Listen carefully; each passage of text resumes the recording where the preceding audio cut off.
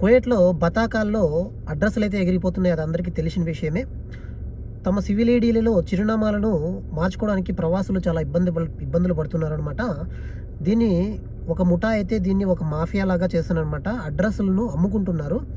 ఈ అడ్రస్లను అమ్ముకునే వాళ్ళని కొంతమందిని అయితే కువైట్ అధికారులు అలాగే పోలీసులు వారిని పట్టుకొని జైలుకు అయితే పంపించడం అయితే జరిగింది. వాళ్ళు వచ్చేసి ఈ అద్దె ఒప్పందాన్ని దరఖాస్తుదారుడు నుంచి అమ్ముకోవడానికి సుమారు 100 దినార్ల నుంచి 150 దినార్లు వసూలు చేస్తున్నారు ఒక అడ్రస్ బతాకాలో పెట్టించడానికి, నకిలీ అడ్రస్లు.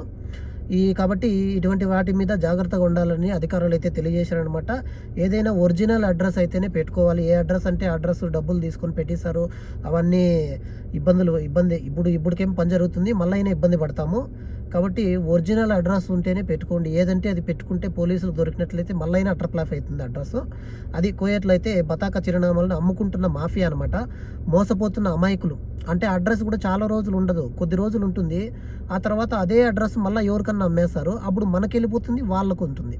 ఆ తర్వాత వాళ్ళకు తీయేస్తారు. అట్లా అమ్ముకుంటున్నారు అనమాట. కాబట్టి జాగ్రత్త ఉండాలి ఇక్కడ ఉన్న తెలుగు వాళ్ళు.